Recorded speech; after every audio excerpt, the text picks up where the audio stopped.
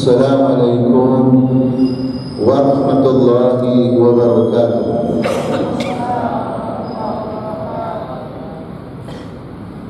Alhamdulillahi rabbil alamin.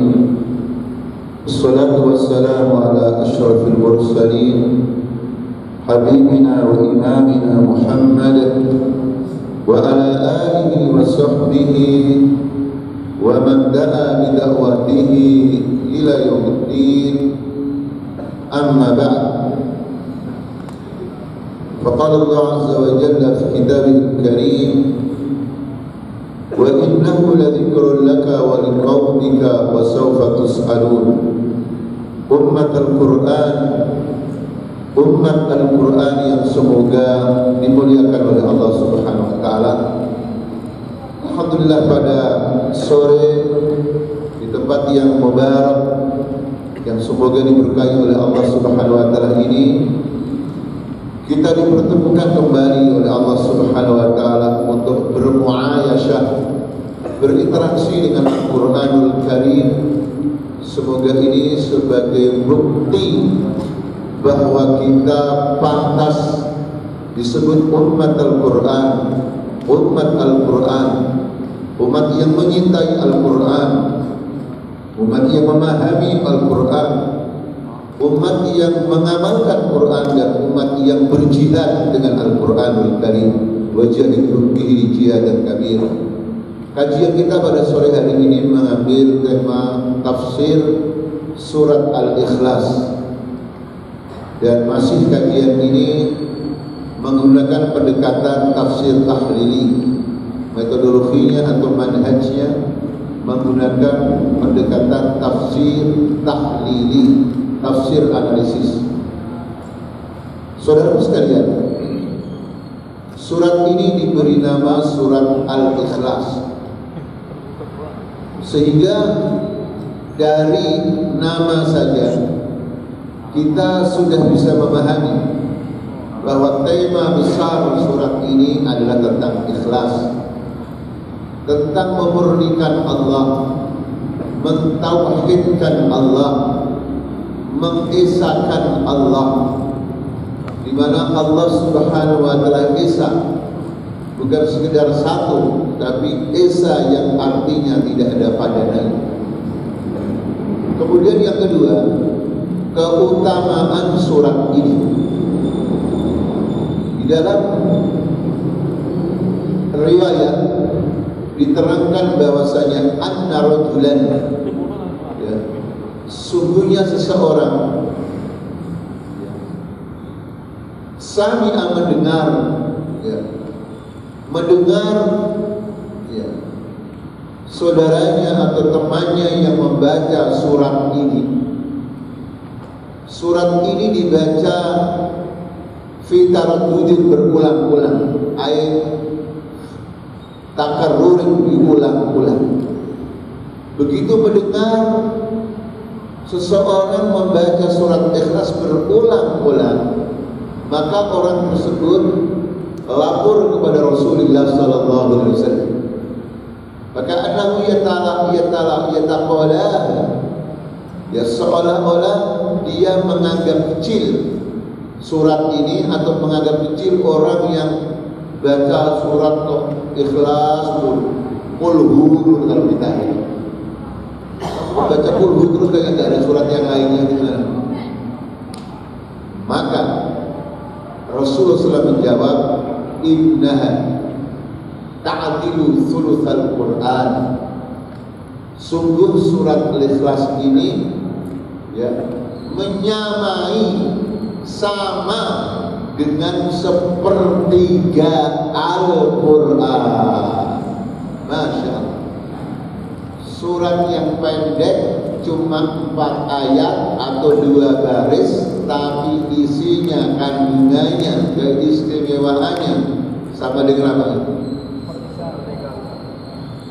Berarti kalau antum mau membaca Quran cepat hatam, gimana caranya?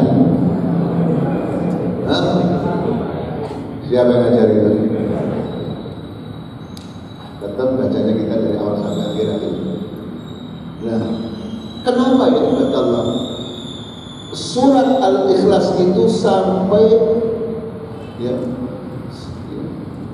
disamakan dengan sepertiga Quran.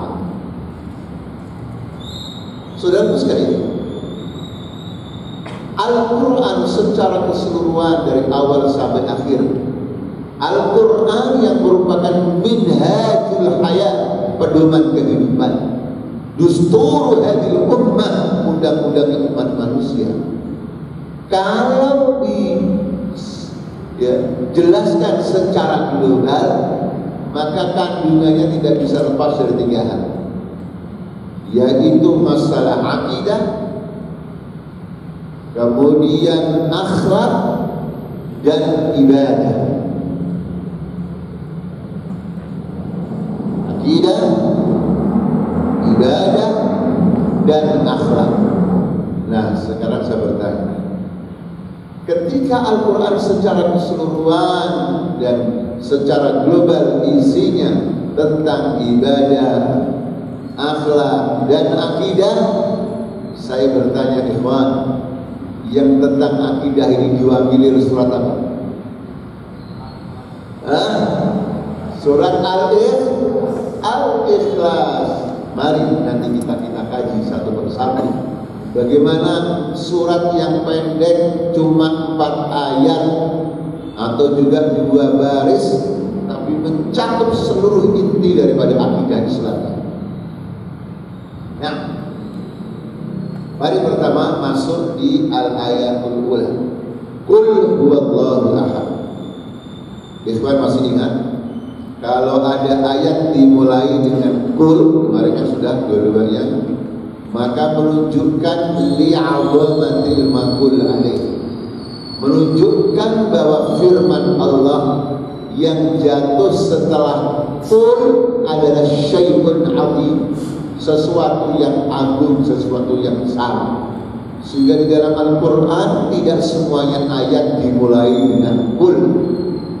Sesuatu yang bersifat prinsip, di mana manusia tidak boleh beda, itu qul.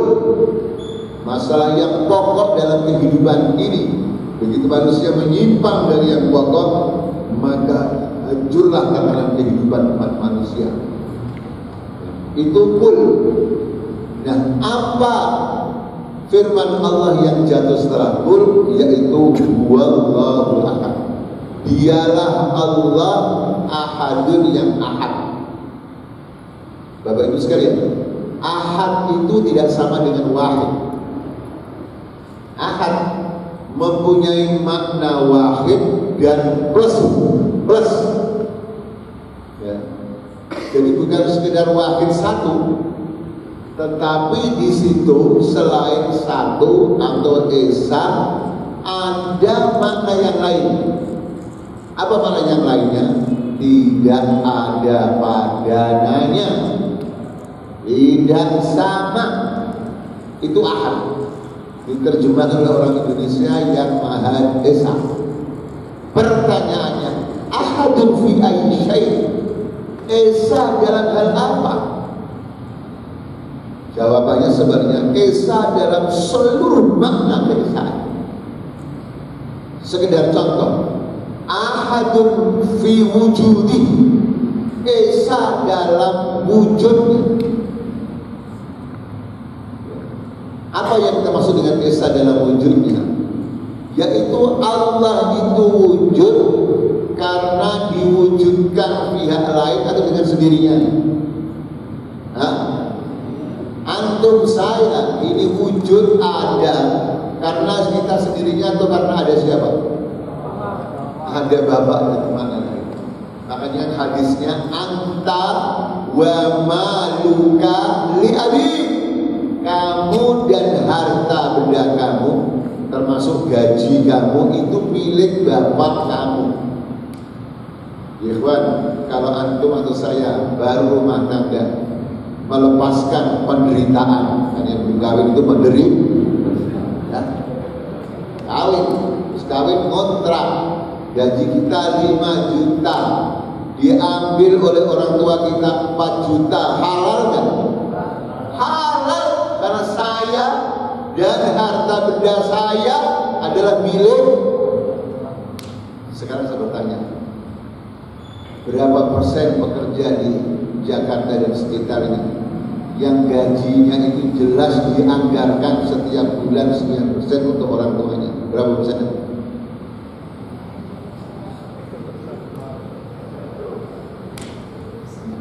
Ini pentingnya kita paham hadis-hadis tentang orang tua. Jadi kita ada karena ada orang tua. Kita tidak akan jadi dokter, tidak akan jadi manajer di ibadallah, tidak akan jadi karyawan kalau tidak ada siapa? Bapak dan ibu kita. Dan bapak ibu kita tidak akan ada kalau tidak ada siapa? Kakeknya, nenek. Dan kakek nenek tidak akan ada kalau tidak ada siapa? Buyut kita. Dan buyut kita tidak akan ada kalau tidak ada siapa? Canggah kita. Tidak akan ada canggah kita kalau tidak ada udek-udek siwur. Atau apa enggak dilakukan gitu. Dan semuanya dunia ini tidak akan ada kalau tidak ada siapa? Allah. Makanya Allah ahadun fi wujudihi. Saudara, dengan demikian, kalau kita ini hebat, pantas untuk sombong atau tidak ada apa-apanya kita ada? Tidak ada apa-apanya ibadah. Kemudian, ini sekedar penjelasan aja. Yang kedua, ahadun fi fa'iliyati. Allah adalah ahad, Maha Esa. Dalam hal apa? Dalam perbuatannya. Jadi kita berbuat, Allah berbuat. Sama berbuatnya, tapi bedanya apa? Tetap gak bisa disamakan. Bedanya perbuatan kita, aktivitas kita, karya kita berdiri sendiri atau bergantung dengan yang lainnya. Ya bergantung dengan pekerjaan Allah yang menciptakan kita. Karena Allah dan Tuhan apa? Sehingga ya ibadah Allah, kalau kita menjadi seorang penceramah yang terkenal, karyawan teladan, direksi yang hebat, hafizakumullah, itu tidak ada apa-apanya karena seluruh yang kita lakukan berpulang kepada pekerjaannya siapa? Allah. Ini Bapak Ibu Iman Nahwat, kalau baca surat Al-Anfal, kisah tentang kemenangan kaum muslimin di perang Badar, ketika Nabi melempar, ketika kaum muslimin membunuh musuh-musuhnya, pada dasarnya yang melempar, memanah dan memudahkan untuk bisa membunuh lawan-lawannya siapa? Siapa? Bacanya surat Al-Anfal lagi, surat nomor 8. Ya. Falam taqtuluhum walakinna Allah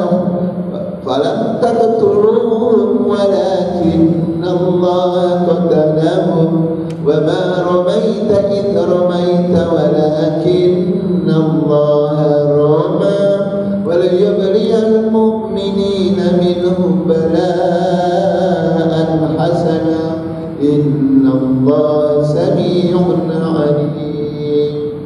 Masih ingat di pertemuan pertama, tafsir yang paling benar adalah tafsir Quran bil Quran, menafsirkan Al-Quran dengan Al-Quran. Maksudnya menafsirkan ayat Al-Quran dengan ayat yang lainnya. Berarti ikhwan, kalau antum ingin menjadi ulama tafsir dan penafsiran yang paling benar menafsirkan Quran dengan Quran, saya kembali. Berarti modelnya apa? Harus apa? Harus apa? Harus hafal Quran. Tapi saya ingatkan, jangan banyak-banyak menghafalkannya. Jangan sampai lebih dari 30 juz, ya. Jangan banyak-banyak. Karena kalau sampai ada juz 31 itu pasti bukan Quran. Apa ya? Ini akidah Islamnya. Jadi tidak ada yang lepas dari kekuasaan Allah yang Maha Esa. Lagi ya, antum berkehendak, saya berkehendak. Ketika kehendak kita berhasil karena kehebatan kita atau karena kehendak Allah. Makanya kan ayatnya, wa ma tasyauna illa ay yasha Allah.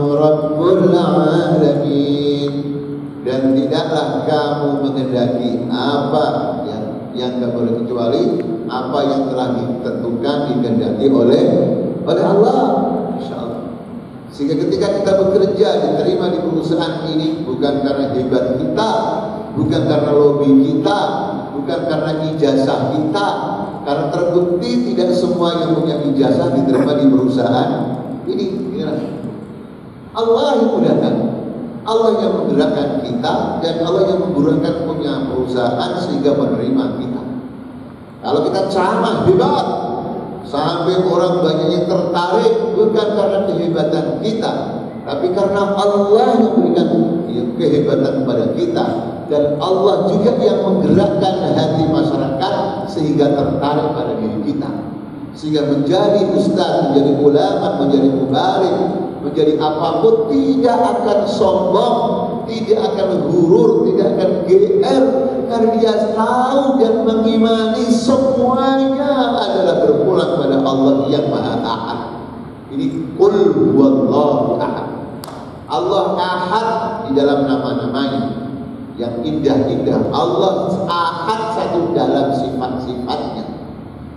Jadi kalau Allah disebut Al-Hayyu, Maha hidup, manusia, antum dan saya juga hidup. Sekali bertanya, hidupnya Allah dengan hidupnya kita sama atau beda? Beda. Hidupnya kita tergantung pada yang hidupnya Allah kan tergantung. Inilah Ahad. Qul huwallahu ahad. Nah, jelas ya, ini penting ya, supaya makna yang sangat dalam ini selalu kita ungkap. Karena kalau cuma diterjemahkan qul huwallahu ahad, katakanlah dia Allah yang Maha Esa, titik gak direnungi, itu gak jauh berbeda dengan orang yang baca Pancasila yang pertama, baca Pancasila yang pertama. Orang yang menerjemahkan seperti itu ngomong begitu bisa korupsi kan?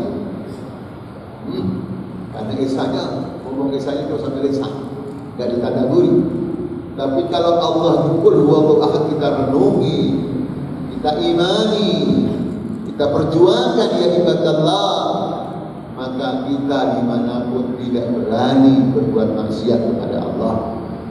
Kita dimanapun ya ibadah tidak berani meninggalkan kewajiban kita terhadap Allah, karena Allah adalah Ahad. Kita sehebat apapun tidak akan sombong, karena tidak ada apa-apanya kalau kita tidak diciptakan oleh Allah. Ini antara makna qul huwallahu ahad.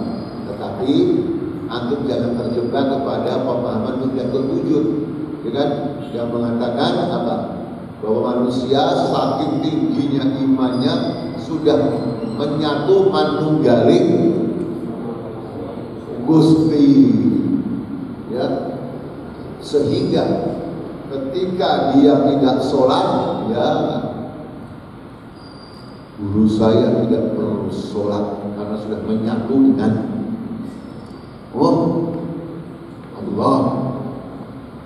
Jadi ketika Allah yang sebenar-benarnya razikuna, yang memberikan rezeki kepada kami, ada orang yang menandingi Allah, uang ratusan juta bisa dia bahkan digandakan dengan memakai baju yang besar seolah-olah uang keluar dari perutnya, padahal keluar dari apa?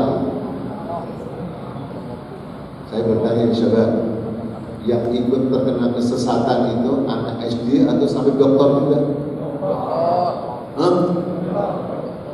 Kayaknya kalau tidak ngaji Quran. Di negara mana yang seperti itu terulang dulu? Qul huwallahu.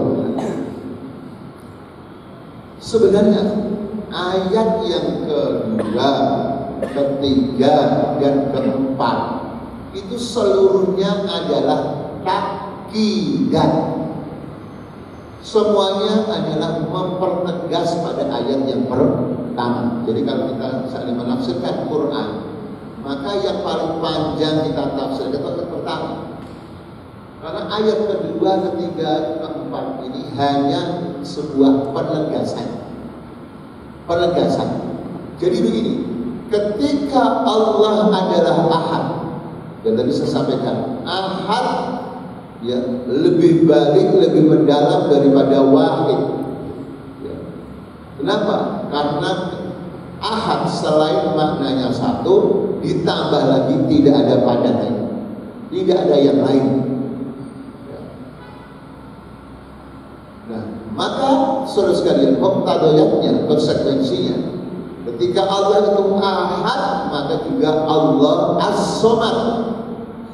As-Samad secara bahasa aslinya maknanya As-Sayyidul Maksud, Sayyid yang maksud, pemimpin atau yang memiliki, yang punya, Al-Maksudu yang dituju. Orang Indonesia menerjemahkan tempat meminta. Sebenarnya bukan hanya tempat meminta aja, tempat meminta yang mengadu, ya melindungi, karena al-maksud itu yang dimaksud. Dimaksud kan tidak hanya yang diminta ya. Makanya terjemah itu yang kadang-kadang tepat, kadang-kadang kurang. Maka sebaiknya kembali pada asli. Jadi secara bahasa, as-somadu maknanya adalah as-sayyidul maksud. Bisa bertanya, kalau seandainya seseorang atau yang lain kerja di sebuah perusahaan, di perusahaan ada orang nomor satu, bosnya. Bos itu adalah orang yang sangat dekat kepada antum. Antum orang yang paling dekat dengan bos. Itu kira-kira hati kita, hati antum berbunga-bunga atau berbatu-batuan. Kalau dekat dengan orang nomor satu di perusahaan, minta apa dikasih. Biasanya bangga kan kalau ada karyawan paling dekat dengan bosnya. Ini baru dengan bos. Bagaimana kalau kita selalu dekat dengan Tuhannya bos, Rabbul bos, Rabbul alamin. Siapa Tuhannya bos? Allah. Masya Allah. Allahus Samad. Allah adalah Sayyid, pemimpin yang memiliki, yang tertuju, yang dimaksudkan, sehingga kita bermaksud ingin menjadi karyawan yang berhasil. Kemana mintanya? Kita ingin rezeki kita tahun depan lipat ganda, bisa digandakan. Pergi kemana? Ke Probolinggo mana? Allah. Jadi antara maaf seandainya kita tahun depan ingin melepas penderitaan yang berkepanjangan, minta kepada siapa? Allah. Insya Allah. Jakarta membahayakan. Kalau kaum muslimin tidak bersungguh-sungguh, maka Jakarta akan dipimpin oleh makhluk apa? Berarti kita minta pada siapa lagi? Allah. Sudah baru itu diimbangi. Ketika kita minta kepada Allah, ikhtiarnya, usahanya sama dengan yang diperintahkan oleh Allah. Apa usaha kita? Walladzina jahadu fina lanahdiyannahum subulana. Orang-orang yang bersungguh-sungguh di jalan pasti kami akan berikan petunjuk menuju jalan kami. Berarti harus sungguh-sungguh, karena Islam adalah agama doa dan ikhtiar. Ya doa, ya usaha, ya usaha, ya doa. Itu Islam. Jadi Allahus Samad. Saya bertanya, kira-kira kalau kita sudah paham dan mengimani bahwa Allah Samad, kira-kira ada nggak orang Islam yang galau, sama adraka galau, pesimis, sama adraka pesimis? Kan sudah yakin bahwa Allah yang kita sembah itu Allah yang As-Samad. Kadang-kadang ada orang, kenapa antum belum kawin? Ya Ustaz, gaji saya masih kecil. Kira-kira ini gaji antum besar menunggu tahun berapa? Memang kita harus berusaha, tapi jangan memperlambat perkawinan hanya karena gaji masih kecil. Hafidhakumullah. Ingat, ketika kita kawin, yang memberikan rezeki suami dan istri siapa? Yang memberikan rezeki anak siapa? Apa kata Allah? Nahnu narzuqukum wa iyyahum. Kami pasti memberikan rezeki kepada kalian wahai orang tua, wa iyyahum, dan mereka anak-anak. Berarti saudara sekalian, suami, istri, abi, umi, anak, berarti semuanya rezekinya sudah ditanggung. Berarti logika selanjutnya, semakin banyak anak, semakin banyak istri. Akhir, semakin banyak istri, semakin banyak rezeki. Kita banyak masalah. Ini penting hafizahullah, supaya kita tidak takut rezeki. Saya dan kita semuanya. Di akhir saya kawin di semester 3. Semester 3 udah kawin bagi orang 3 kawin. Saya direngek oleh orang dosen. Itu goncang kalau bahasa kita. Baru semester 3 udah kawin. Nanti bagaimana kuliahnya? Bagaimana rumah tangganya? Dalam hati saya, belajar hukumnya apa? Berumah tangga. Ketika kita sudah takut fitnahnya perempuan atau perempuan takut fitnahnya laki-laki, hukumnya apa? Kan dua-duanya wajib, berarti kita amalkan, dapat dosa, dapat pahala. Insyaallah, alhamdulillah. Saya bersyukur ya Allah. Sekolah juga selesai, alhamdulillah, atas izin sampai doktor. Selama 11 tahun di Saudi. Punya anak juga alhamdulillah, lumayan, tidak terlalu sedikit, baru 10. Kalau kita enggak beriman, qul huwallahu ahad, Allah samad, enggak berani kawin lagi. Kalau di Jakarta, yang penting kita wajib bekerja. Yang namanya belajar paling bisa bekerja diajar, tidak apa-apa. Halal.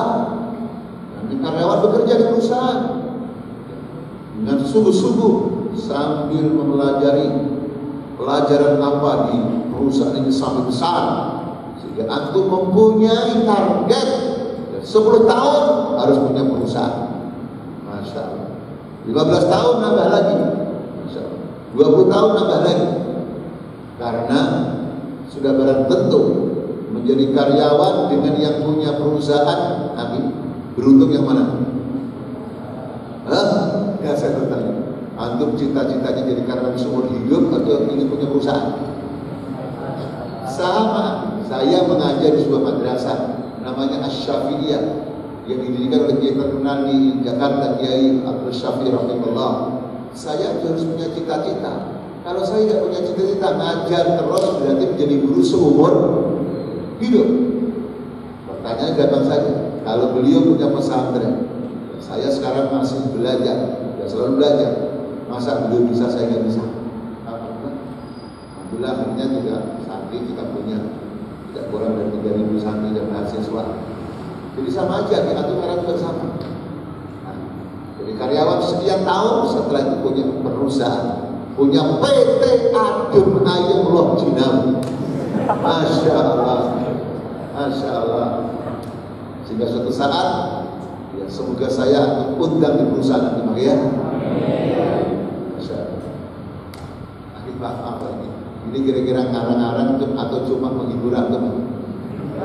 Saya bertanya di Jakarta yang antum pernah, sebagian ustadz yang dulu membimbing haji di travel haji, sekarang menjadi pembimbing seumur hidup atau banyak yang di travel?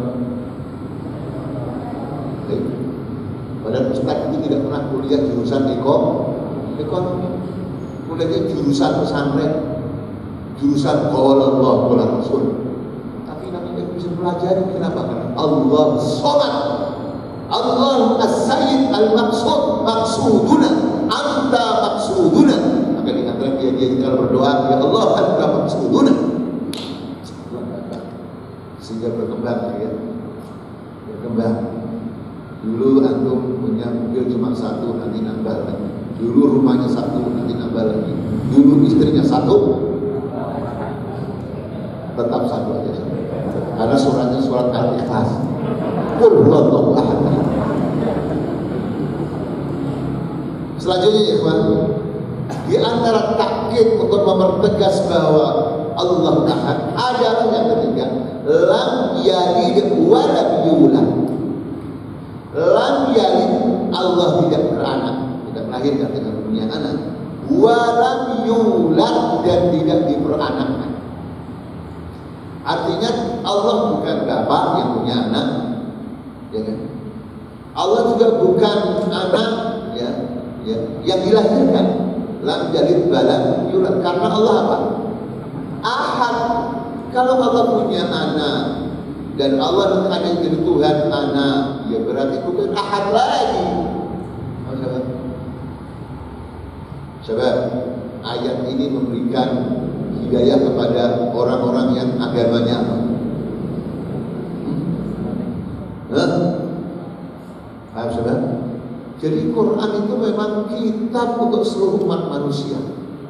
Dan saya sudah 2 kali bersaksi ya, bahkan disaksikan orang. Yang kedua tadi baru kemarin, ini hari apa? Ini hari Selasa, Senin kemarin. Pajak-pajak, ada saat ceramah di Berau, Kalimantan Timur ujung sana. Atas lagi di Filipina. Turun dari lift, ada suami istri. Saya mau ngomong begini, kan apal suara saya. Bapak ini TV Pak ya, yang sering ceramah. Pak, saya memang bukan orang Islam Pak, tapi saya sering mendengarkan ceramah Bapak. Jadi Quran dan Sunnah itu akhi. Quran itu kitab insan, kitab manusia bukan artinya bikinan manusia. Firman Allah, tapi seluruh isi Al-Quran disampaikan kepada siapa? Manusia. Maka manusia manapun, ketika dia masih manusia, tidak berubah menjadi binatang, akan mudah menerimanya. Jangan gua dulu, semua udah lama deh, puluhan tahun ketika ceramah di TVRI. Nanti sama Rabu ini di TVRI, bagian saya mengajar tuh, nanti belajar insya Allah, tafsir kepemimpinan. Nah itu ketika ada acara live, hanya jawab. Ada yang bertanya, Pak Ustaz, saya seorang Nasrani. Saya boleh nggak Pak selalu mengikuti kajian Quran Bapak? Saya katakan, Ibu, Al-Quran itu berbicara tentang diri sendiri, mengatakan hudan linnas, petunjuk bagi seluruh manusia. Jadi siapapun manusia di dunia ini diberikan hadiah oleh Allah, diberikan hadiah oleh Allah untuk berapa petunjuk dari Al-Quran. Apa nanti? Supaya ini tidak menyemangati kita. Yang ketiga mesti ingat, ketika ada acara halal bihalal, acara halal bihalal itu di negara mana yang ada? Di Arab ada nggak? Padahal halal bihalal itu bahasa apa? Tapi orang Arab nggak kenal apa itu halal bihalal. Biasanya kalau ada halal, selama ini musik bagus seperti ini, atau ada musiknya juga halal bihalal. Berarti halal di, makanya biasanya ada non muslim. Saya dikasih tahu oleh Mati apa saja, nanti yang hadir juga non muslim juga. Ya biasa saja, namanya tema-tema Islam itu kan banyak tema-tema tentang kemanusiaan. Maksudnya, kalau kita bicara tentang kawin, yang butuh kawin itu orang Islam saja atau non muslim juga butuh kawin? Kalau kita bicara tentang makan, falyanzurul insanu ila ta'ami, dari manusia melihat makanannya. Yang butuh makan itu anggota pengajian saja atau orang kafir juga. Sehingga kalau kita menyampaikan Quran ibadah Allah, jangan takut didengar oleh orang kafir, karena untuk seluruh manusia dan benar yakin itu turun dari ceramah dan kita dalam semangatnya. Orang-orang non muslim pada datang ke Arab saya, fokus kalau ceramah ini didengar oleh pendeta-pendeta yang ada di Manado, mereka akan masuk Islam saja. Jadi kalau menyampaikan Quran jangan basa-basi, sampaikan saja.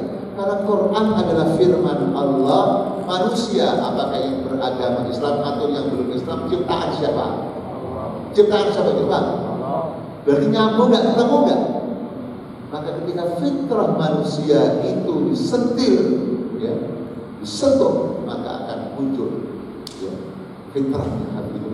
Makanya Fir'aun yang pernah mengaku menjadi Tuhan, begitu mau meninggal dunia, mau tenggelam, apa ungkapan Fir'aun? dalam surat Yunus, wa ana minal muslimin, dan saya termasuk orang-orang Islam. Hatta idza adrakahul gharq qala amantu annahu la ilaha illalladzi amanat bihi banu Israil wa ana minal muslimin. Bahwasanya tidak ada ilah, tidak ada Tuhan yang wajib disembah kecuali Tuhannya yang disembah oleh Bani Israel, maksudnya Allah Subhanahu wa Ta'ala. Dari orang yang ngaku Tuhan saja, akhirnya di akhir hidupnya mengaku beragama Islam, tetapi karena rohnya, nyawanya sudah mau keluar sampai kerongkongan, tobatnya diterima atau enggak? Nanti kan hadis kan berbunyi, Allah akan menerima tobat hambanya malam yugharghir, sebelum ya, nyawanya sudah sampai kerongkongan. Redaksinya pakai kata yugharghir. Kalau orang yang mau meninggal dunia biasanya apa? Suara orang kan antum punya pengalaman mati nggak? Nggak tahu. Punya pengalaman mati nggak? Saya mendugai orang yang mati itu lagi ya. Jadi jangan khawatir kalau ada, sampaikan pada orang-orang non-muslim sekalipun, karena Quran untuk seluruh umat manusia. Nah, lam yalid wa lam yulad. Terakhir, wa lam yakul lahu kufuwan ahad. Ini takkid mempertegas yang ketiga. Dan Allah wa lam yakul lahu kufuwan ahad, dan tidak ada seorang pun ahad, tidak ada seorang pun yang menyamai Allah. Ya. Tidak ada yang sama, tidak ada yang kufu itu sama atau setara. Tidak ada seorang pun yang setara dengan Allah. Makanya kaum muslim itu harus selalu optimis hati dalam mencari nafkah, dalam berjuang.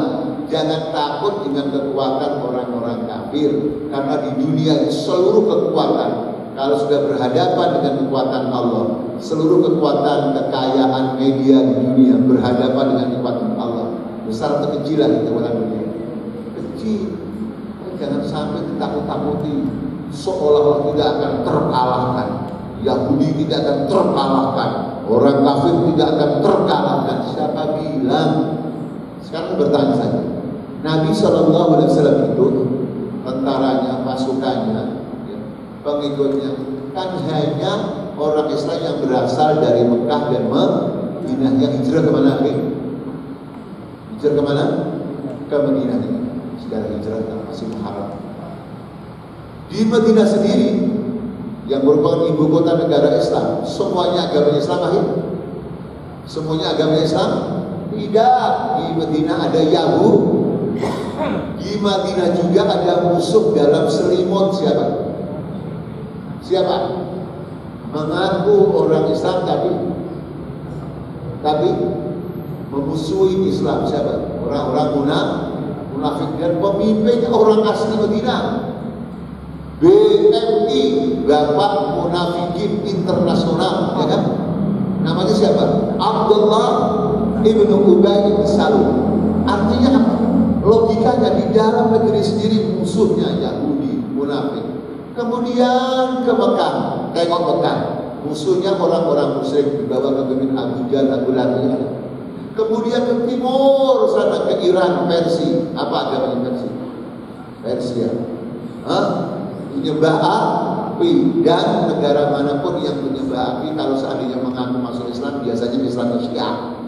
Islamnya Syiah.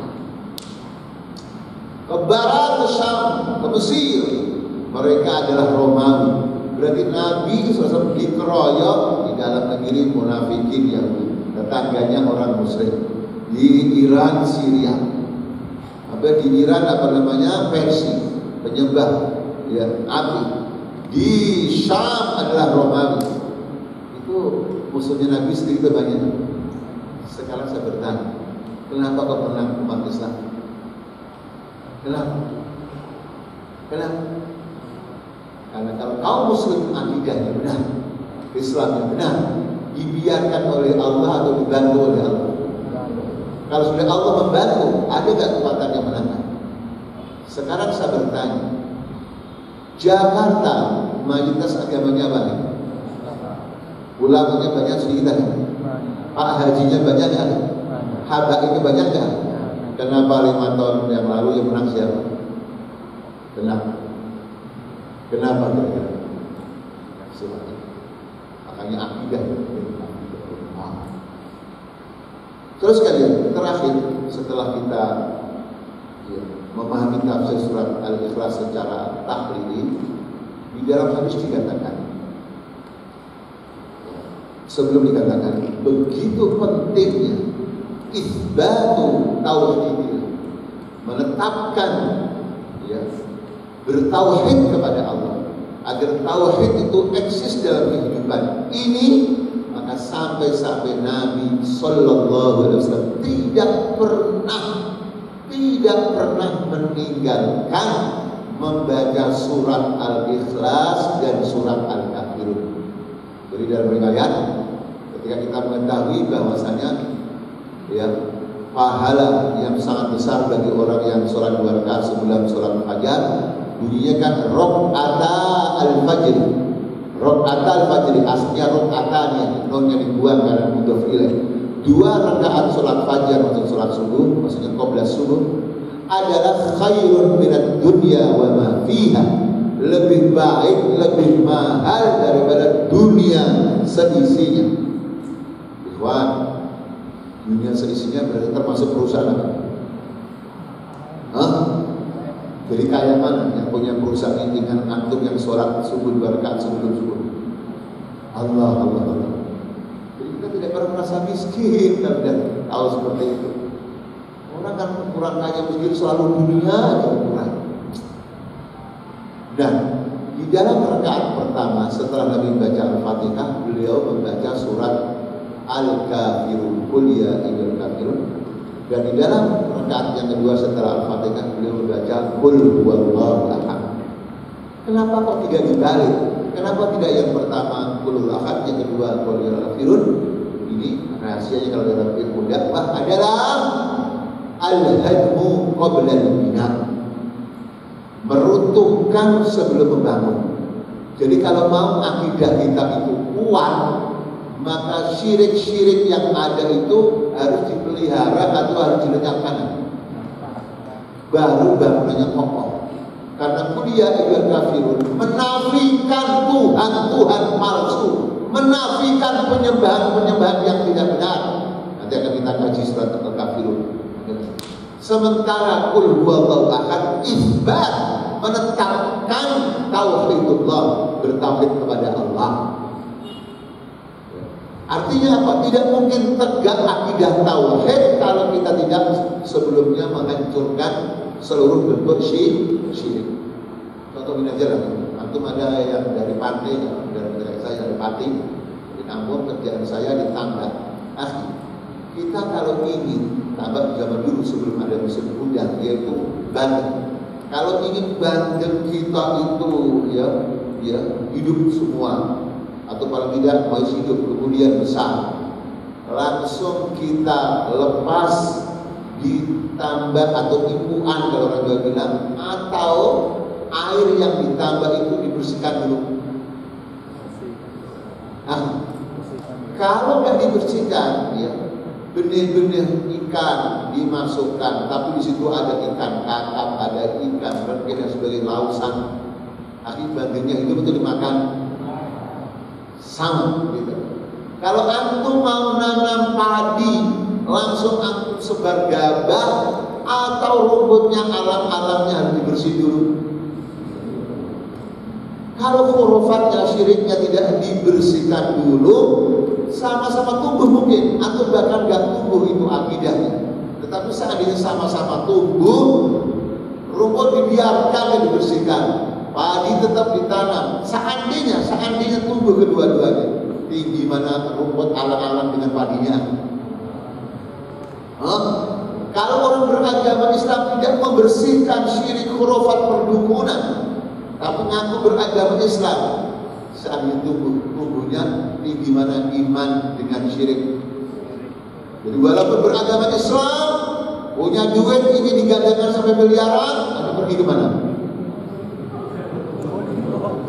Coba. Makanya Nabi mendahulukan membaca surat Al-Kafirun baru surat Al-Ikhlas. Itu dalam kaidah ya, dakwah adalah al-hadmu qabla al-bina, menghancurkan hal yang bahaya dulu, baru membangun yang bersih, yang tauhid, akidah, atau dalam ilmu akhlak at-takhalli qabla at-tahalli. Jadi mengosongkan sifat-sifat radha'il yang buruk, kemudian secepatnya diisi dengan sifat-sifat yang baik. Inilah korelasi antara surat Al-Kafirun dengan Al-Ikhlas. Dan Al-Kafirunnya tidak kita lihat sekarang, karena insya Allah ya semoga kita diberikan nanti sampai ya surat-surat yang lainnya. Dan begitulah ikhwan mengkaji tafsir dengan pendekatan tafsir tahlili. Jadi setiap kajian cuma satu surat, itu pun pendek. Jadi kalau mau khatam kajian tafsir 30 juz dan kajiannya sebulan sekali, nunggu berapa tahun lagi? Hah? Enggak apa-apa, yang penting kalau sedikit ya dipahami dan diamalkan.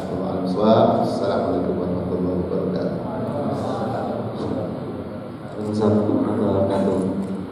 Baik, mungkin dari sesi pertanyaan dulu Ustaz ya. Dari para jamaah, kalau ada yang mau ditanyakan silahkan Bapak Ibu. Bapak Ibu yang ada ya? Ada? Terus, kalau nggak ada saya boleh Ustaz ya? Ustaz, yang tadi ditanyakan masalah ketika memanah membunuh lewat tangan Allah ketika para sahabat-sahabat itu Ustaz ya. Kalau fenomena sekarang itu gimana Ustaz ya? Kalau kita membunuh orang yang pembunuhan itu apakah mencampur tangan Allah atau seperti apa Ustaz? Ini kan dalam perang Badar ya. Wa ma ramaita idh ramaita walakinna Allah rama wa liyubliyal mu'minina minhu bala'an hasana inna Allah sami'un 'alim. Ayat ini membangun akidah. Akidahnya apa ya ibadah? Tentang fa'iliyatullah, tentang perbuatan Allah yang mutlak. Jadi ketika ya, tidaklah kamu memanah ketika kamu memanah, kecuali Allah lah yang memanah. Maksudnya begini arti, di dalam perang Badar itu ketika ya pasukan bosakan pemanah mana? Wah, kenal orang kafir mati. Pertanyaannya, siapa yang mempermudah sampai panah itu kena pada orang kafir? Siapa? Itu maksudnya. Jika memenggal lehernya Abu Jahal, tewas dia. Siapa yang memudahkan memenggal Allah? Maksudnya gitu. Jadi ini jangan sampai dilihatkan begini. Ketika sekarang ada orang membunuh, ya, takut kalau nggak dibunuh nanti dibocorkan kebohongan menggandakan apa? Kemudian ketika ini saya tidak membunuh, yang membunuh adalah Allah, karena Al-Quran mengatakan falam taqtuluhu.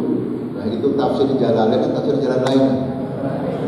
Nanti bisa bahaya, itu namanya pemahaman Jabariyah dalam ilmu akidah. Jadi Jabariyah itu artinya dia berbuat kesalahan tapi atas nama Allah. Jadi ketika dia mencuri, kamu jangan cari saya mencuri. Saya itu ingin kayak kamu pengajian terus rajin. Tapi saya mencuri ini kan Allah yang menakdirkan saya. Nanti saya bertanya, mau ganti orang yang error seperti itu caranya apa yang paling maju? Antum ajak debat bisa menang kan? Selalu mengatasnamakan Allah. Sama kan kamu sholat bukan kamu juga, itu kan Allah juga yang menakdirkan kamu sholat. Itu ulama ada solusi kalau kamu berani. Jadi orang yang terkena penyakit Jabariyah ini caranya mudah. Kalau masih ngotot nggak bisa dikasih pemahaman yang benar, panggil aja. Paham? Sini. Langsung kepala yang pegang, atau pukul, udah bisa sampai mati ya. Waktu pukul dia marah. Akhi, saya mukul kamu ini kan karena takdir Allah. Itu Jabariyah. Tadi itu diperbolehkan memanah, membunuh karena di saat perang. Kalau saat tidak perang jangankan membunuh. Ya. Jangankan membunuh, nakut-nakuti saja nggak boleh dalam Islam. Makanya teroris itu nggak ada dalam Islam. Jadi kalau orang nakut-nakuti, nggak ngambil hartanya, nggak mukul, nggak bunuh, cuma nakut-nakuti saja, itu dalam hukum fikih harus takzir, dihukum agar berani hukuman ditentukan oleh hakim. Contoh waktu kita kecil dulu mungkin ada teman yang iseng, kita ngaji kan nanti kayak ini, habis asar sebelum maghrib kita ngaji. Kalau dia perempuan, dia punyai, kalau kita di Pak Yai atau di langgar atau sholat, pulang habis isya, dulu belum listrik dulu, pulang lewat kuburan, publiknya mati ya, di kuburan terjadi, wewe, tuyul. Nah, anak yang begini dalam Islam itu ada dihukum, karena itu meresahkan masyarakat. Jadi tidak ada ajaran teroris dalam Islam. Jadi yang ada jihad, dia tidak bukan teroris. Nah, jadi ada lagi ya? Kalau nggak ada bisa dipaksakan ya. Ada lagi.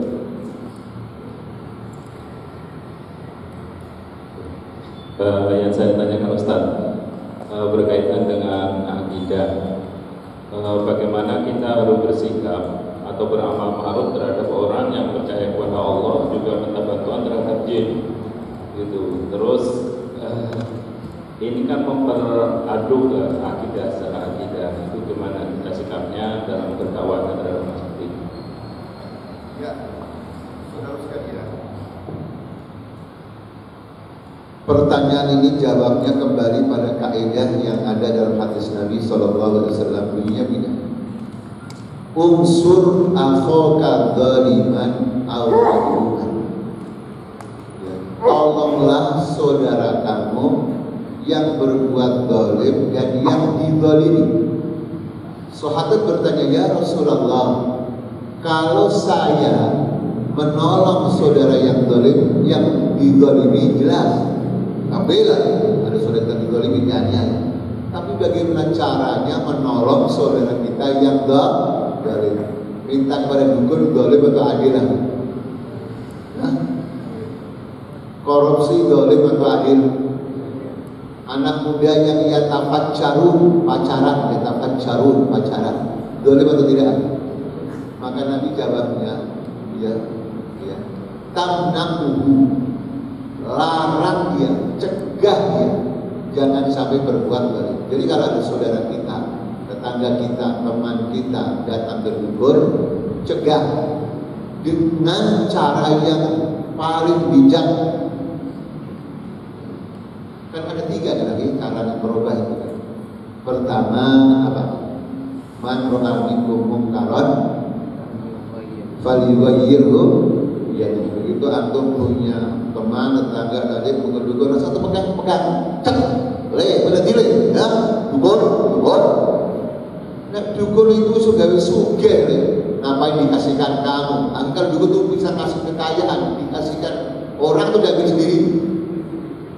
Pilkada, wa ma'adruka ma pilkada, ingin jadi bupati wali kota, datang kemana?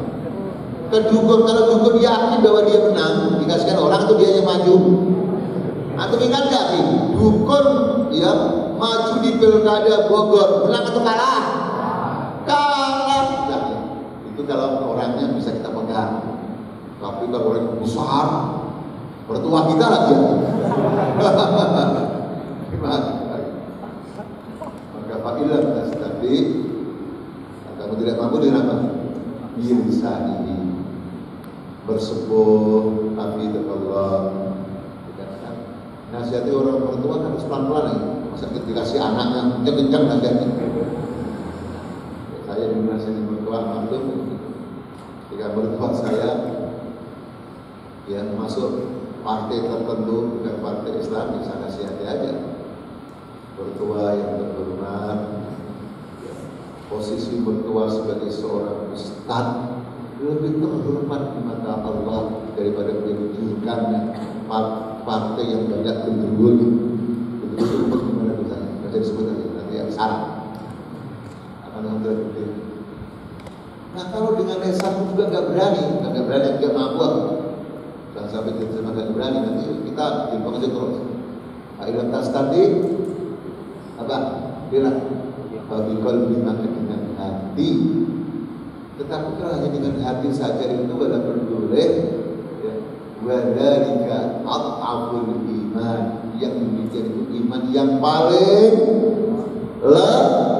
lemah. Intinya kita tidak boleh mendiamkan kemungkaran, mendiamkan perdukunan yang pekerjaannya ceramah, sampaikan terus setiap ceramah. Yang menjadi bupati, wali kota, anggota dan bikin perda, perundang-undangan daerah, peraturan daerah yang melarang perdukunan. Karena dia mau kita pilih menjadi anggota dewan, kita pilih menjadi wakil, kita pilih menjadi gubernur. Nah setelah itu kewajiban kita selesai. Ada pun menerima atau tidak, siapa yang memberikan hidayah? Allah lagi caranya itu. Intinya jangan sampai kita biasa cuek ketika melihat kemungkaran. Dan memang memberikan nasihat yang paling berat pada siapa? Pada anak atau orang tua? Orang tua atau mertua? Lagi memberikan nasihat murid, ya, yang ahlul hudud dengan memberikan nasihat kepada mertua yang ahlul hisab, berat mana? Tapi tetap harus disampaikan dengan cara yang baik. Anak kita kasih tahu, dalam itu nasihati. Caranya bagaimana? Bikin hadiah. Anak kita suruh bikin hadiah yang bagus untuk kakeknya. Kita bersyukur kepada Allah, wahai saudara-saudaraku, kakek kita sekarang sudah tobat, tidak merokok lagi. Padahal belum tobat kan? Gitu kan betul-betul sekarang. Itu ada tarbiyah, paham bagaimana cara. Fan seni memberikan nasihat. Akhirnya terpaksa meninggalkan rokok. Udah dikasih tasyukuran, masa masih merokok lagi. Tapi setelah ditinggal lagi cucunya pulang ke kota di kampung, sholat Idul Fitri, imam belum datang, dingin sekali hujan, akhirnya kembali lagi ke habitatnya.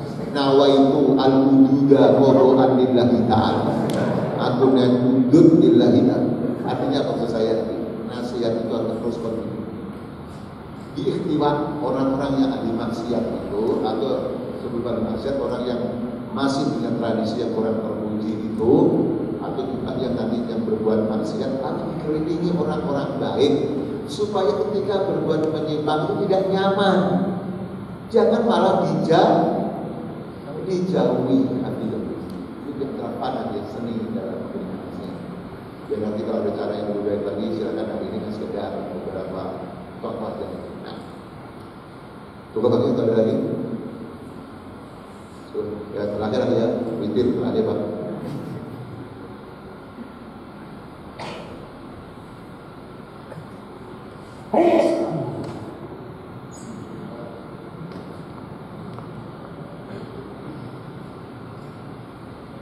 Ya silakan lagi.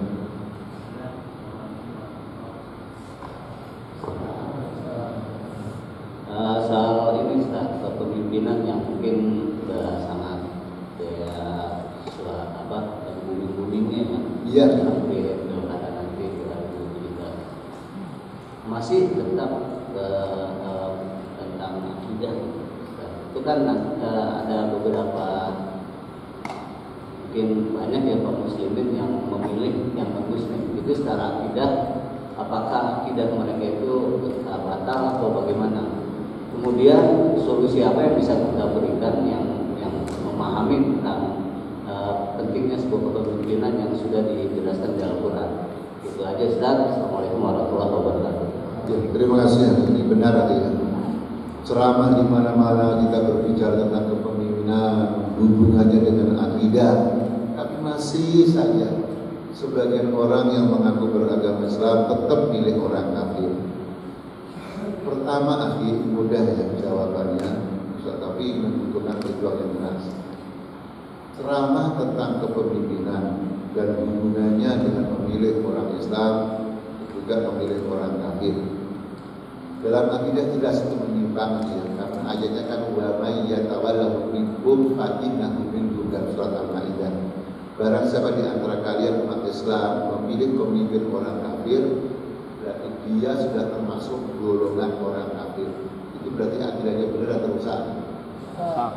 Walaupun tidak harus mengatakan dia kafir, tidak harus seperti itu. Intinya akidahnya rusak. Supaya tidak berlebihan kita membahas. Tapi tetap kenapa kok masih banyak orang yang memilih orang kafir, bahkan mengadakan pembenaran. Lebih baik pemimpin non muslim tapi tegas, pembangunannya jelas, daripada pemimpin yang beragama Islam tapi korup, tapi kan ada kan ide seperti itu? Itu kalau tafsir kira-kira harganya berapa dolar? Ada harganya? Kenapa masih ada seperti itu, Bapak Ibu sekalian? Mudah saja jawabnya. Fakta telah membuktikan orang-orang yang ikut ngaji aktif kayak antum, orang-orang yang sore seperti antum ngaji seperti ini, walaupun banyak ini sore ini jam 5 sekian, dibandingkan orang yang ngumpul di mall masih banyak mana?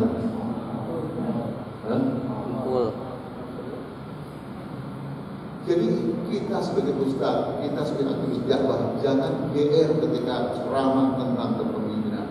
Yang dengerin itu masih lebih sedikit. Yang sedikit aja tidak semuanya setuju.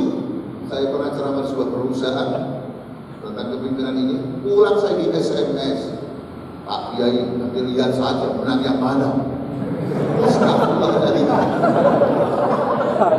Jadi tidak berani bertanya, tapi saya pulang di SMS seperti ini. Bukan masalah menang atau kalah, ya ibadat Allah, pertanggungjawabkan di hadapan Allah. Menang kalah itu sampai menentukan nanti. Tapi yang penting kita benar dalam hidup. Jadi ketika pengajian dia berani bertanya, begitu saya pulang baru pulang SMS. Tapi lihat saja menang yang mana. Itu yang datang pengajian. Artinya apa? Tanggung jawab saya dari kita semua untuk tausiah, memperluas mimbar-mimbar dakwah, memperluas mimbar-mimbar pergerakan. Tidak hanya di masjid, di RT RW, kampus, reuni SMA kita dulu, reuni keluarga besar dari bapak, keluarga besar dari ibu, semua pun saya bisa ceramah, kita upayakan seperti itu agar sampai itu ada dunia. Setelah itu kita serahkan pada Allah. Ya Allah, saya sudah melaksanakan tugas, tinggal Allah. Itu terpenting. Kita itu harus sekedar berjuang saja. Yang tidak boleh itu kita diam tidak boleh. Yang tidak boleh kita tidak bergerak. Yang tidak boleh kita diam tidak membela saudara kita. Nah, itu tidak boleh. Kita ya, jadi memang benar kita sudah sering ceramah seperti ini, masih saja ada makhluk-makhluk yang mengaku beragama Islam terus orang kafir. Tadi karena madhabnya bukan madhab Syafi'i, madhabnya realistis, atau real. Coba ini. Baik, jazakallah atas ilmunya. Kita cukupkan teman-teman untuk kajian tafsir ini. Mudah-mudahan bisa kita terima dan kita terapkan dalam kehidupan sehari-hari, dan tak kalah doakan Ustaz ada istiqamah dalam berilmu. Kita tutup kajian tafsir ini dengan doa akhir majelis. Silakan